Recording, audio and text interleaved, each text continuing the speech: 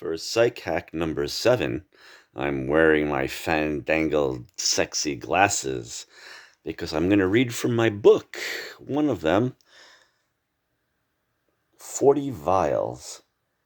The idea was that we take into the environment, the holding environment of our mind, all sorts of unknown vials that help or hinder, poison, or cure us. And that's where I got the idea for the title, 40 Vials.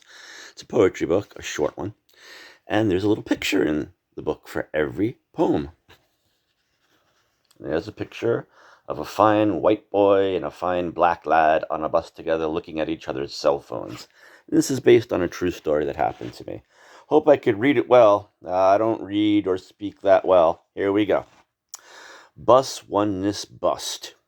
On a crowded city bus, shoulder to shoulder, two men gently lean into each other, their glowing phones curled up high, watching some way out wacky sci-fi.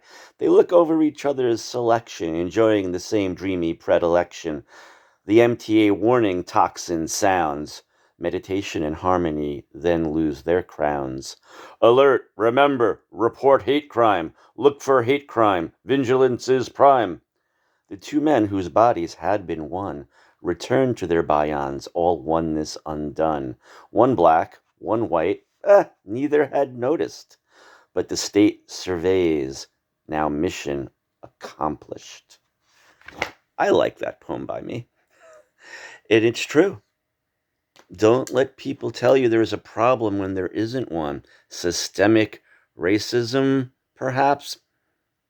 The president was black for 8 years. We all have idols. Look into your heart who are black. Black people may have idols who are white.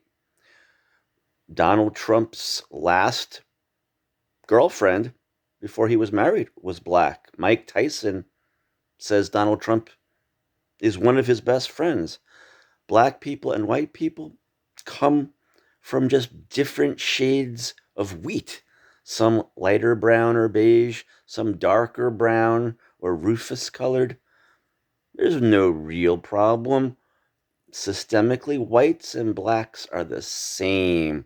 We are totally the same. It's obvious to anyone who's not ignorant.